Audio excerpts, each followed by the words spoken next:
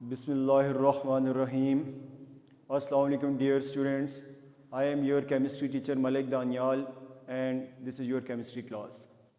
Before this, in our previous lecture, we discussed about ozone layer formation. What is ozone layer and how ozone layer formed in stratosphere or ozonosphere. Today we will learn about how ozone layer depletes. Before this, we studied about the concept about ozone layer depletion rate. In our stratosphere, in our ozonosphere, the ozone layer is depleting due to fossil fuel combustion and pollution. Today we will learn how the depletion of ozone layer occurs. What is the mechanism behind the depletion of ozone layer? जैसा कि आप जानते हैं कि हमारा chapter कौन सा चल रहा है, environmental chemistry, and environmental chemistry the सब टॉपिक इज एटमॉस्फेयर.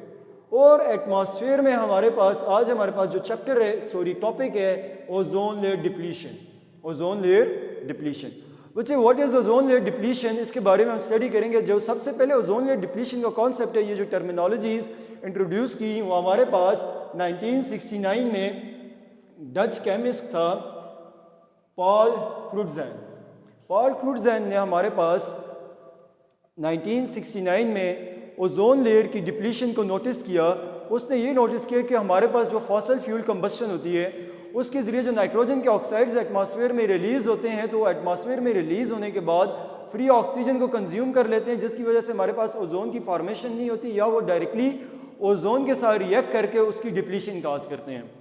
फिर लेटर ऑन रिसर्च इस पर कंडक्ट की गई और फिर 1974 में Mario Molina and Sherwood Rowland ने at the university of California में अगेन ओजोन लेयर डिप्लीशन के टॉपिक को डिस्कस किया और इस पर उन्होंने रिसर्च की. They are the chemist from the university of the California. उन्होंने सबसे पहले ये नोटिस किया फिर कि हमारे पास जो ओजोन की मेजर डिप्लीशन है एटमॉस्फेयर में, वो हमारे पास कुछ केमिकल्स हैं जिनका नाम क्लोरोफ्लोरोकार्बन्स है. हम उसको लेटर ऑन डिस्कस करेंगे ओजोन लेयर डिप्लीशन में और उसका पूरा साइकिल भी पढ़ेंगे, जैसा कि किस तरह हमारे पास क्लोरोफ्लोरोकार्बन्स ओजोन लेयर की डिप्लीशन काज करते हैं. तो वो उसने ऑब्जर्व किया जो मेजर ओजोन लेयर डिप्लीशन है, ओजोन की लेयर में जो हमारे पास कंसंट्रेशन में डिक्रीज आ रहा है वो क्लोरोफ्लोरोकार्बन की वजह से है. अब सबसे पहले ओजोन लेयर डिप्लीशन पे बात करते हैं कि ओजोन लेयर डिप्लीशन है क्या. हमारी जो ओजोनोस्फीयर और स्ट्रेटोस्फीयर में ओजोन लेयर की कंसंट्रेशन मैक्सिमम होती है at the height of 30 kilometre.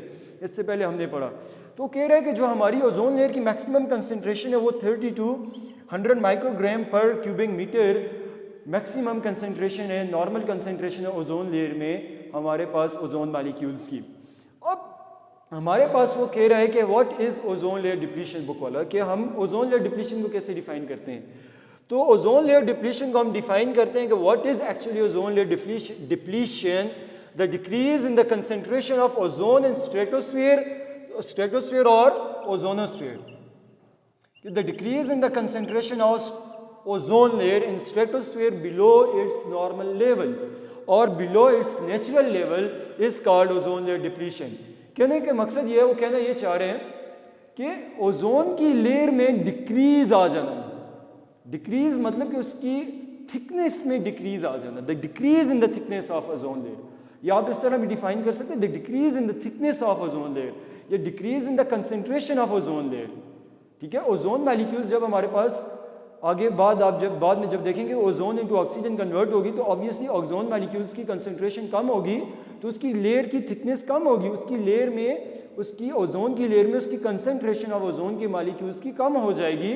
और ये डिक्रीज इन कंसंट्रेशन, ये decrease in thickness ozone layer में स्ट्रेटोस्फीयर में हमारे पास एटमॉस्फेयर की लेयर में जो हमारे पास ओजोन के अंदर जो कंसंट्रेशन ऑफ थिकनेस की उसकी कंसंट्रेशन में जो कमी वाक़ई होती है, this is called ozone layer depletion. कि हमारे पास the decrease in the concentration of ozone layer in stratosphere below its normal level, below its natural level is called ozone layer depletion. फिर हमारे पास बच्चे, आपने स्टूडेंट्स इससे पहले आप एक वर्ड सुनते हैं ozone hole. So what is ozone hole? Actually it doesn't mean like that we have a hole inside the ozone. Actually, he is defining the ozone hole in the way that the region in which the ozone layer depletes is called ozone hole. Means कि वो region जहाँ पे ozone layer की concentration में decrease आई है, the decrease in the concentration of the ozone in the region is actually that point is referred to as ozone hole. Mean जिस area में हमारे पास ओजोन की लेयर में डिप्लीशन हुई है, जिस पॉइंट पे ओजोन की डिप्लीशन हुई है, this point is actually known as ozone hole. वो पॉइंट, वो रीजन क्या कहलाते हैं? Ozone hole. और फर्स्ट टाइम ये जो ओजोन होल ऑब्जर्व किया गया वो अंटार्कटिका और आर्कटिक रीजन में किया गया, पोल्स पर, जहाँ पर हमारे पास क्या हुआ, ओजोन की लेयर में डिप्लीशन हुई है और हमारे पास जो हमारे ग्लेशियर्स हैं वो मेल्ट कर रहे हैं, और due to which the sea level is rising. Okay, this was all about what is ozone layer depletion. Hopefully you all understand what is actually ozone layer depletion or what is ozone hole. अब बात करते हैं कि why ozone layer deplete, what is the cause behind, what are the causes behind the ozone layer depletion. Now we will study what are the causes of ozone layer depletion or what are the causes of ozone depletion. अब कह रहा है कि हम सबसे पहले causes पे बात करेंगे, फिर डिस्कस करेंगे what are the causes of ozone layer depletion. अब सबसे पहले मैंने आपके सामने एक काज लिखा है, causes of ozone layer depletion, emission of CFCs. What are CFCs? CFCs is the abbreviation and stands for chlorofluorocarbon. One C is for chlorine, chlorofluorocarbons, CFCs.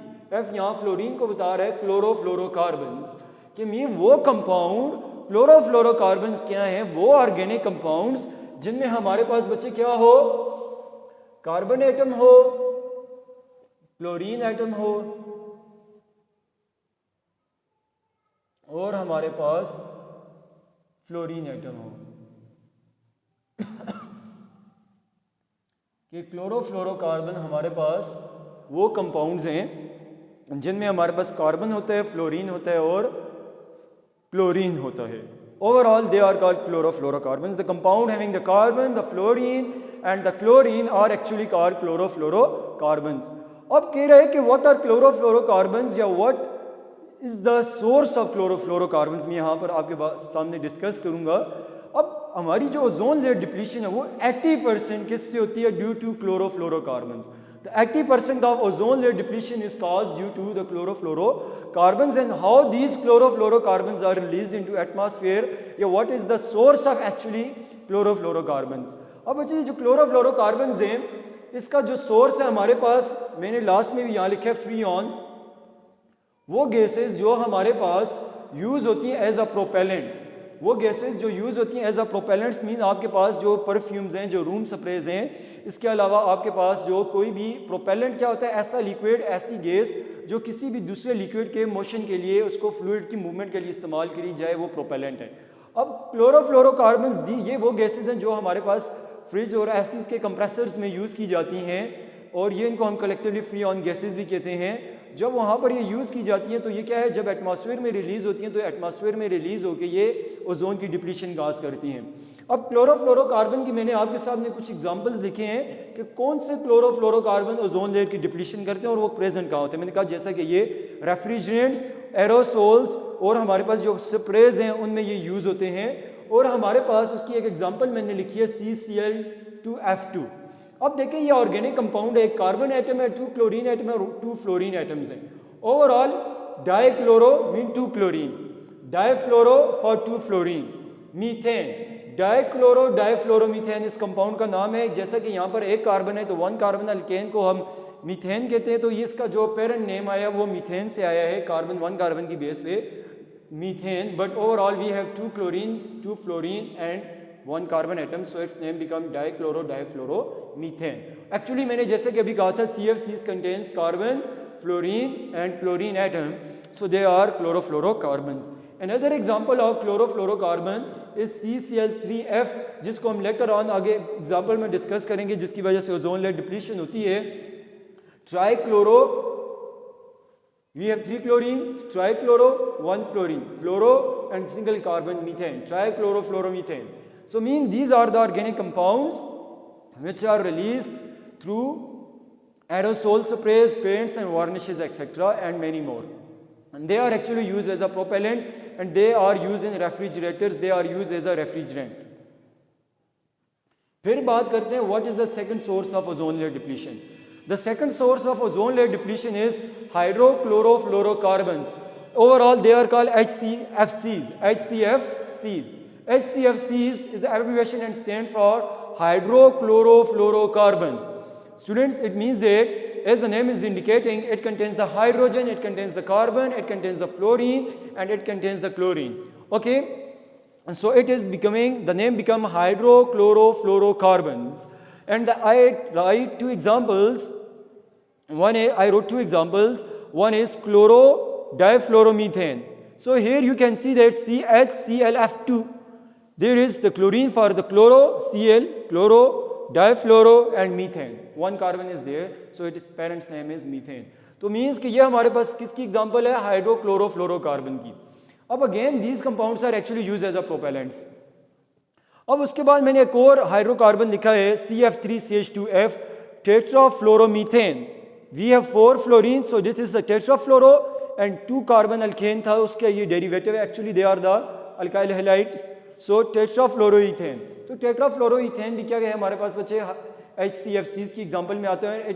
It cause the ozone layer depletion. It cause ozone layer depletion. अब the third factor is VOCs. VOCs stands for volatile organic carbons. अब the volatile organic carbon, what are volatile organic carbons? अब volatile organic carbons, volatile organic compounds. Volatile organic compounds, what are volatile organic compounds? Organic compounds are volatile in nature. Because of the weak intermolecular forces, they can evaporate at the room temperature. So they are volatile. Example हमारे पास हैं benzene, ethylene glycol, formaldehyde. Among the volatile organic compounds which can cause ozone layer depletions are these compounds. How these are released into the atmosphere?